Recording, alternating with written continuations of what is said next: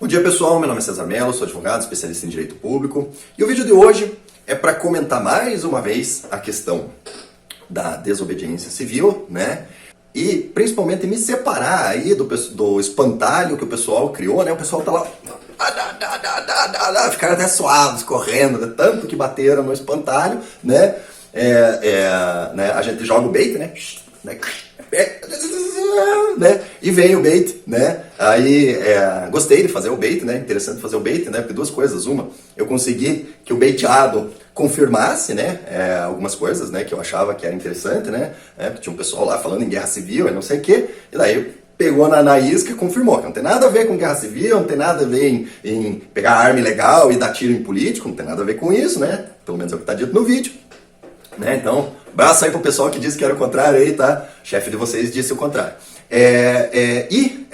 Principalmente voltou a fazer vídeo de política, etc, né? Entrar na briga novamente, que a gente já estava com saudade, a gente já estava sentindo falta lá das postagens atuando na parte política, né?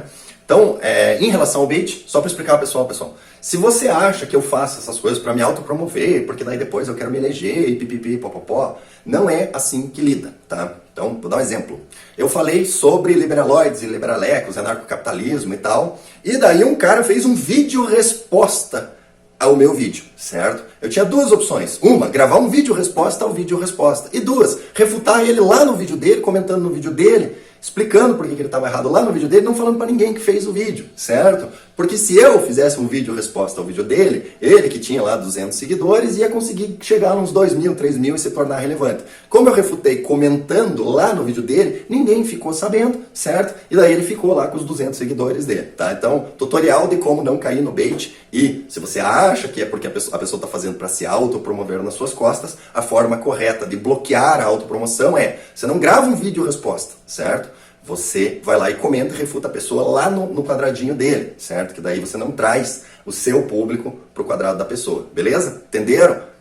Cai no bait quem quer, certo? Então, explicado primeiro de como é que funciona os baits que eu faço aqui, tá? E eu faço mesmo, entendeu? Por que eu faço? Só que eu não faço bait para ganhar like. Eu faço bait para divulgar a mensagem, certo? Tenho obtido bastante sucesso nisso. Eu faço bait, o cara dá rage, e daí o pessoal vem ver a minha mensagem e, pelo crescimento orgânico do canal, percebe-se que as pessoas estão concordando com a minha mensagem. Então, acredito que talvez, quem sabe, contudo, no entanto, eu tenha razão no que eu estou falando aqui. Então, dando início, efetivamente, ao vídeo, após explicar como é que funciona para não cair no bait, vamos falar especificamente do espantalho que está sendo criado. Qual foi o espantalho que foi criado? Porque a pessoa acha ruim, acha que são bandidos quem faz desobediência civil. Nunca falei isso. Então, eu vi lá o vídeo, né, dizendo, tá? E esse vídeo, ele tá tratando de outra coisa, certo? Tá tratando de um completo espantalho, porque ele não refuta o que foi dito no meu vídeo. Ele refuta um espantalho que foi criado do que foi dito no meu vídeo. Então, recapitulando, o que foi dito rapidamente no vídeo anterior, eu disse que você pegar uma arma, colocar na cintura, sair e voltar para casa, não é desobediência civil. O fato de você sair de casa, botar uma arma na cintura, sair e voltar é um ato de desobediência, pura e simples. Olha, mas você está dizendo que eu não posso fazer isso. Não, eu nunca falei isso. Assista os vídeos lá. Em algum lugar tem eu falando, não, você não deve fazer isso, quem faz isso é criminoso, quem faz isso é ruim, é bom. Eu não faço um juízo de valor. Eu sempre digo nos vídeos, cada um faz o que quiser e arca com as consequências do que escolheu fazer. O fato de eu avisar que eventualmente possa ter uma consequência ou não, não significa que eu estou fazendo juízo de valor dizendo para você que você não deve fazer. Eu só aviso que ação A pode gerar consequência B por causa de C. E se você empregar um pouquinho de fosfato, utilizar um pouco da massa encefálica, utilizar um pouco da inteligência, você vai perceber que quando uma pessoa diz assim, se você fizer A, não observando a consequência B, você vai gerar um resultado C, você pode, através do raciocínio lógico, ver, mas se eu fizer A utilizando C, o resultado é D, certo? Então, se a gente fala assim, se você fizer assim, você vai ser preso, basta você utilizar o fosfato para entender que, se você fizer assado, você não vai ser preso, certo? Então, mais uma vez, prestem atenção no que não está sendo dito, certo? Porque eu, efetivamente, não vou falar o que você deve ou não deve fazer, porque eu acredito que quem fala, não, você deve fazer assim, certo? ele deve estar disposto a responder pelos resultados no seu lugar, né? Então se a pessoa diz assim, não, correto é fazer assim, e daí você faz assim e aí vai preso, eu não vejo porque você não possa processar essa pessoa e buscar a indenização pelo resultado ruim que você recebeu, foi o que mandou você fazer, né? Enfim, eu não faço isso porque eu não quero assumir responsabilidade de ninguém.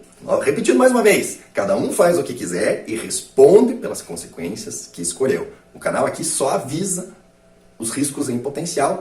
Quem voa o avião é você, entendeu? Aqui é só os instrumentos, a gente só demonstra as informações. Quem voa é você, quer indicar e se meter na terra. O instrumento disse que tinha terra ali e você ia bater, certo? Então, dentro desse conceito, eu dei a explicação simples que desobediência civil, ela só é desobediência civil quando o objetivo do que você está fazendo é se opor à regra e buscar a alteração do contexto social imposto por esta regra, certo? Quando você, especificamente, põe a arma na cintura, sai e volta e ninguém ficou sabendo, ninguém viu, não teve nenhuma consequência fora da sua esfera pessoal, não é desobediência civil. Não é. Ah, César, mas como é que você pode fazer essa afirmação dessa forma, né? Isso é folclore tirado da bunda. Não é. Da onde que eu estou tirando essa afirmação que eu estou fazendo? Eu estou tirando essa informação do que eu estou fazendo do estudo da teoria da desobediência civil. Qual que é o primeiro livro publicado sobre desobediência civil? É um livro chamado Desobediência Civil, de um cara chamado Toreal, certo?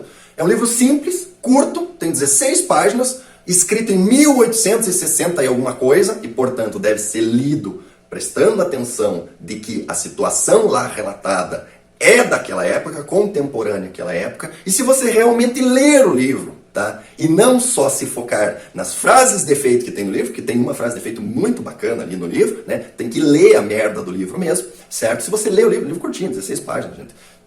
20 minutos você lê, entendeu? Se você tiver a capacidade de leitura mediana, certo? Se você lê o livro, você vai ver que ele fala exatamente a mesma coisa que eu disse no vídeo. O que ele diz? Ele diz que, no contexto histórico dele, o caminho democrático não estava aberto. Porque o que ele reclama? Ele reclama que ele tem um voto só, que as pessoas buscam o voto dele só no momento da eleição, e mais, muitas das pessoas afetadas pela lei não podem votar, e das que podem votar, o voto vale menos do que está escrito lá, o voto de um escravo comprado que foi mandado votar no fulano ou no ciclano, né? Que é exatamente o que a gente tinha. É muito parecido com o que a gente tinha no tempo do PT. Um controle da mídia, um controle por quem tinha poder econômico dos resultados da eleição, e mais, uma vez eleito, o cara tinha um cheque em branco, ele fazia o que ele queria, porque ele não poderia ser cobrado no curso do mandato, ele só poderia ser cobrado lá na época da eleição, certo? Por isso, ele optou, ele falou, a mudança pela via democrática não se mostra possível. E daí ele vai para o caminho da desobediência civil. E principalmente está escrito no livro, é só você ler e entender. Ele está dito que ele desobedece não porque ele quer resolver o problema dele. Ele desobedece porque ele quer confrontar a regra. Ele quer gerar comoção. Ele quer que as pessoas percebam que a regra é ruim. Então ele confronta a regra, mesmo que seja pouca coisa. Tá? E mais, ele está disposto a ir para a cadeia.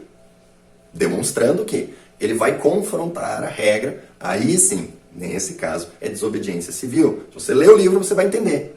Desobediência civil, quando não gera efeitos externos, não é desobediência civil. Ah, César, mas é só autorial? Não! Eu também li esta merda desse livro aqui, certo? Porque eu sou esse tipo de retardado, entendeu? Eu tiro férias para ler livro, para estudar, né? É isso que eu tiro férias. Eu paro de trabalhar para estudar, para poder trabalhar depois, certo? E daí nessas férias, né? Um dos livros que eu li, um dos que eu li foi esse aqui, tá? O que é esse livro? Esse livro é um livro que fala de todos os grandes pensadores da política, desde quando o mundo é mundo, até 2003, quando ele foi publicado, certo? Passando. Então, Toreal está aqui, está explicado qual que era a ideia principal dele, as consequências no mundo da divulgação das ideias dele. O Gandhi está aqui, está explicado a base do pensamento, as consequências no mundo real. E o Martin Luther King está aqui, também demonstrando as bases das consequências. E o que todos eles têm em comum? Todos eles têm em comum que eles fizeram desobediência civil para alterar o mundo à sua volta, tá? Então não é folclore tirado da bunda, tá? Tem uma base de estudo com base nisso. Por isso que quando você vem lá no meu vídeo, ou vem lá no meu Facebook, ou vem no WhatsApp falar comigo no particular e vem querer comentar e dizer que eu tô errado, eu argumento que você está errado. Tá? Porque eu não estou tirando da bunda, gente. Tem que ler, tá? Vai lá, tá? Você está errado. Desobediência civil é isso. Maravilha, fundamente. Talvez eu considere que eu estou equivocado. O problema é que quanto mais as pessoas falam que eu estou equivocado, mais eu estudo. Quanto mais eu estudo, mais confirma que eu estou certo. Então, ultrapassada essa pequena barreira, né?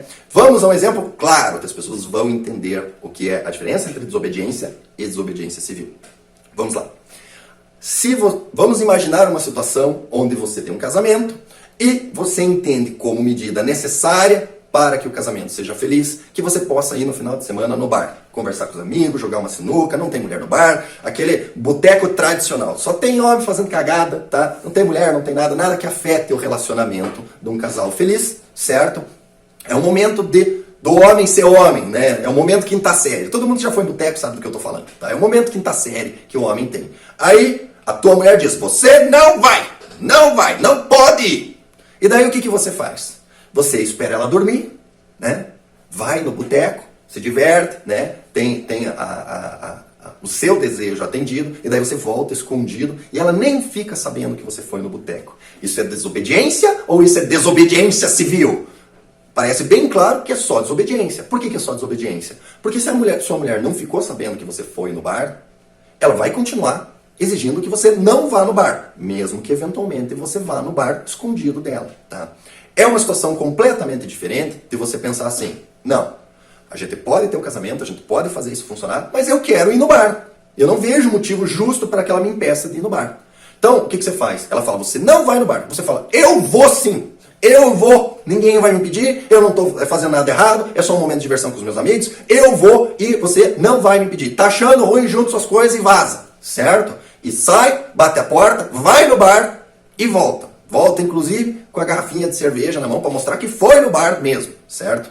Correndo o risco de, fazendo isso, você voltar e realmente ela ter juntado as trouxas dela e ido na casa da mãe dela. Correndo o risco de, com essa atitude, receber lá a cartinha do advogado para assinar o divórcio, partilhar os bens, pagar a pensão dos meninos, etc, etc, né? Mas correndo também o risco de voltar, a mulher ficar emburrada, ficar chateada, etc, etc. Vocês conversarem sobre isso, né? E ela admitir que realmente o fato de você ir no bar não é o suficiente para ela desistir do casamento e vocês chegarem a um meio termo sobre a questão, alterando assim a regra e a realidade existente no relacionamento. Porque a partir dessa confrontação, que aí sim pode ser classificado como um ato de desobediência civil, nesse caso específico, ela não vai mais dizer, você não pode ir no bar. Na pior das hipóteses, ela vai dizer assim, olha, eu não gostaria que você fosse no bar por causa disso. Passa a ser uma negociação e não mais uma imposição. Então vocês notem que há uma diferença relevante.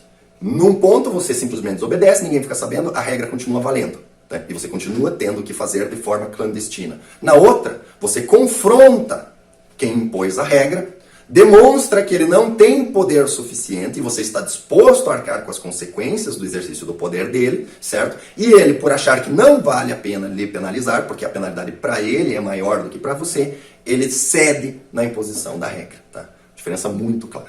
Segundo ponto, com fundamento numa situação real. O direito de greve, ele é um direito decorrente das teorias de desobediência civil, porque o direito à desobediência civil é um direito humano.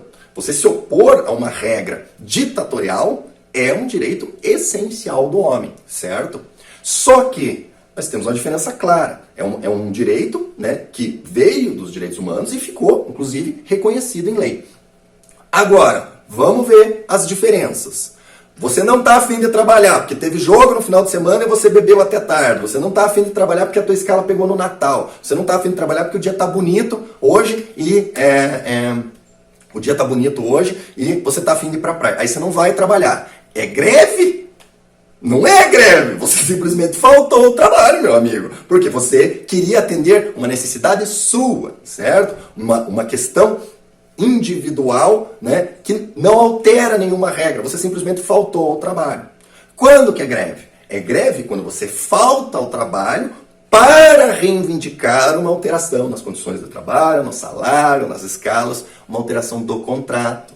Então, notem a diferença. Faltar ao trabalho é faltar ao trabalho.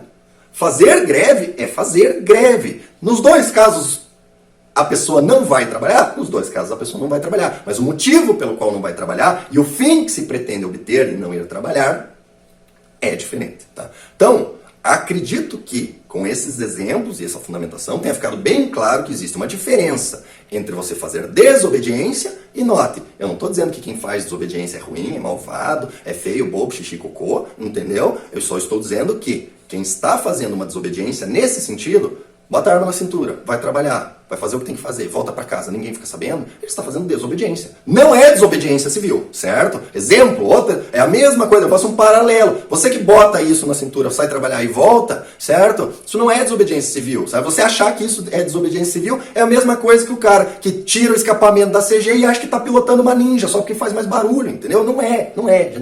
Botou a arma na cintura, foi, voltou, ninguém ficou sabendo, é desobediência, pura e simples, tá? Não é menos, tá? Menos. Desobediência civil é você fazer isso como um ato político objetivando a alteração da regra e aí, para que isso realmente seja efetivo, você tem que influenciar pessoas, propagar a ideia fazendo isso, né? Então o mínimo que você faz é que você divulgue o que você está fazendo, correndo o risco de sofrer as consequências da divulgação, certo?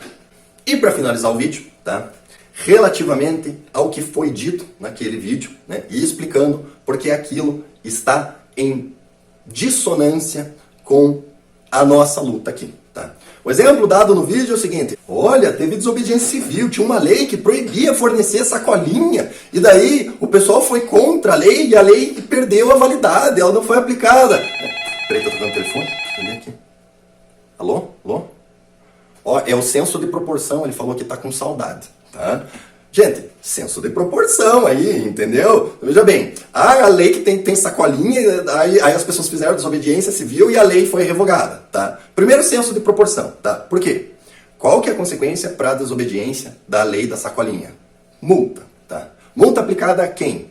Ao comércio, certo? Uma multa que provavelmente, se o cara tiver um advogado mediano, nunca vai ser cobrada, certo? Então você, antes de sofrer as consequências, você pode utilizar o próprio Estado para postergar a aplicação da penalidade, que para muitos supermercados é uma penalidade simples de ser atendida. O cara mete lá no faturamento e dane-se, é absorvida, entendeu? Para um mercado grande aí, receber uma multa de 10 mil reais porque não forneceu sacolinha é irrelevante. O fato dele cobrar a sacolinha dos clientes causa um impacto no faturamento muito maior do que ele simplesmente descumprir a lei, certo? Então, senso de proporção aí, né? Uma multa de 10 mil reais que eu vou pagar daqui a 20 anos e que causa menos impacto do meu faturamento, e do outro lado você ser preso, passar vários dias na cadeia, gastar uma fortuna com advogado, que daí sim, você não tem faturamento suficiente para absorver, porque você foi preso, você vai ficar sem a sua fonte de renda, né? Perde todas as armas e nunca mais consegue comprar uma arma legal, né? Tipo, gente, senso de proporção, manda um abraço, tá morrendo de saudade, né? Por favor, né? Em relação a isso, e nós temos um outro ponto que o argumento apresentado, ele demonstra que o meu argumento está correto, tá? O primeiro é que a penalidade a ser absorvida é uma penalidade que na maioria das vezes vale a pena, certo? 10 mil de multa. Quanto é que o cara vai ter de prejuízo cobrando sacolinha dos clientes que daí vão se irritar, não vão entender que é uma questão de lei, etc, e não vão mais ir lá. Provavelmente muito maior do que 10 mil reais. Então é um risco que vale a pena correr pro comerciante. E de outro lado, as pessoas afetadas, o patamar de pessoas afetadas é de 100%. 100%. Quem que vai ver uma lei dessa e falar assim, não, eu faço questão, eu quero pagar a sacolinha, eu quero pagar a sacolinha. Tirando os lacradores aí que querem ficar aí fazendo sinalização de virtude, entendeu? Que vão dizer que querem pagar a sacolinha, mas internamente vão dizer assim, eu não queria pagar, sacanagem, tô cobrando muito caro na sacolinha, eu até pago, mas não é justo esse preço, entendeu? Essa é uma medida que ela afeta todo mundo. E daí se enquadra exatamente naquilo que eu falei no meu vídeo. O que eu falei? Existem duas possibilidades. Uma é quando a penalidade afeta todo mundo. Se afeta todo mundo descumprir, é inclusive uma consequência lógica da própria burrice da penalidade, certo? Ou seja, é a exata situação onde eu disse, olha, é uma minoria querendo aplicar uma penalidade que afeta uma maioria. E daí, simplesmente, as pessoas naturalmente desobedecem. Não num ato de desobediência civil consciente, simplesmente pelo fato de que elas acham que é injusto. E a penalidade não tem fundamento democrático, porque a maioria das pessoas discorda. Ótimo. Então, exemplo da Sacolinha, nada a ver com o que a gente está enfrentando aqui. Absolutamente nada a ver, completamente desproporcional. Eles têm maioria, a penalidade afeta todo mundo e quem sofre a penalidade, que é o comerciante, muitas vezes vale a pena sofrer a penalidade, porque não é uma penalidade imediata e cumprir a lei é mais custoso do que a penalidade que a lei aplica, tá? Então, primeira coisa, os exemplos dados lá são completamente desproporcionais ao que a gente está tratando aqui. Trazendo para o nosso universo de armas, tá? Vamos ser inteligentes, tratar com estratégia, certo? A maioria da população é a favor de portar arma. Eu acho que não. Tá? A maioria da população é contra a proibição das armas. Beleza? Verdadeiro. Agora, a maioria da população é a favor do porte de armas, assim, irrestrito, do jeito que está sendo pregado a título de desobediência civil? Aí não. Por quê? Porque a Folha de São Paulo faz as pesquisas dizendo que a população é contra a arma, justamente fazendo essa pergunta. Eles fazem a pergunta como se fosse ser sem critério nenhum. Então a pergunta é assim, você é a favor de que todo mundo possa ter uma arma? Tipo, como se fosse entregue pelo governo, entendeu? Aí a população responde, eu sou contra, entendeu? Isso eu sou contra.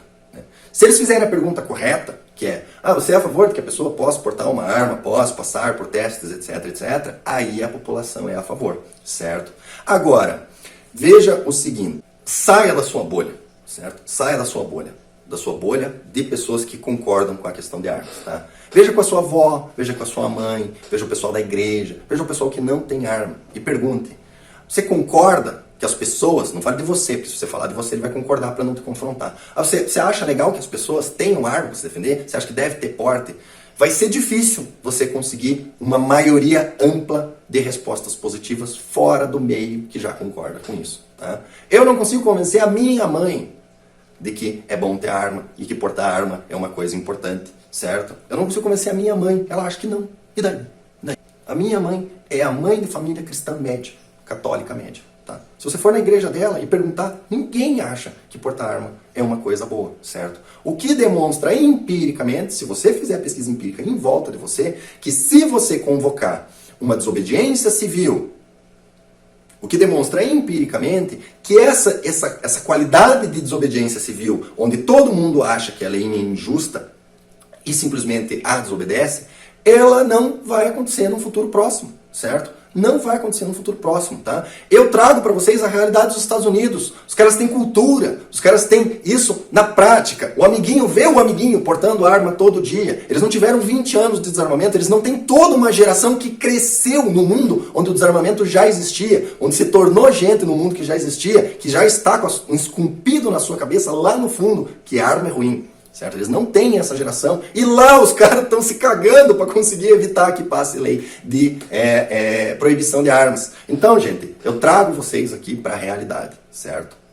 Primeira coisa clara, desobediência é diferente de desobediência civil. Não cabe a mim dizer se está certo ou está errado. Cabe a mim apenas alertar as pessoas dos riscos que elas correm fazendo isso, tá? Sendo um pouquinho inteligente, você diminui o seu risco e daí você faz com mais segurança. E o trabalho que eu faço aqui é de esclarecimento, para evitar que alguém entre nisso daí achando que é oba-oba, certo? E achando que daí, na hora que for preso, vai dizer assim, não, mas eu não estou cometendo crime, eu estou fazendo desobediência civil. E daí o juiz vai falar, ah, tá, se é desobediência civil, então o senhor pode ir embora, está absolvido. Tá? Não acontece, gente. Esse argumento de defesa de, é desobediência civil, o juiz está cagando, vai ter que condenar igual, entendeu? Então a questão, quem não é pego não comete crime, tá? Conseguiu entender? Quem não é pego não comete crime. É só juntar o Lé com o Cré. Então, gente, primeiro, desobediência é uma coisa. Desobediência civil é outra coisa, certo? E como apontado, como a gente é minoria, a opção da desobediência autônoma, pacífica, onde a lei deixa de ser aplicada porque as pessoas simplesmente deixam de cumprir e daí o custo da autoridade de impor essa legislação, ele fica muito grande, porque daí ele tem que prender todo mundo, ou tem que aplicar penalidade em toda a população. Eu não acredito que essa opção seja aplicável para as armas. Porque a gente não tem uma maioria, certo? Simplesmente não tem, certo? E é por isso que eu optei por trabalhar na via democrática. Pra quê? Pra revogar o desarmamento? Ano que vem vai sair, ó, revogado o desarmamento, 0 no imposto pra arma e vale bala, né? É isso que vai acontecer? É por isso que eu tô brigando? Não, eu tô brigando pra quê?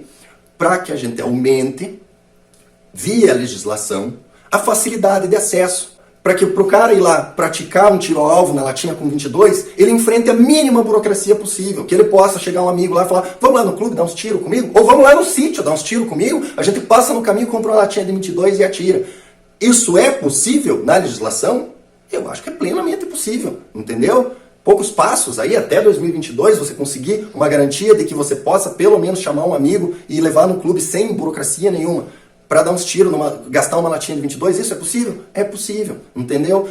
Colocar claro na legislação, o tiro simplesmente lúdico, eu não estou competindo, eu não estou fazendo nada, eu só estou atirando na latinha, é possível, entendeu? Eu posso levar meus amigos no sítio e atirar com a latinha, tá?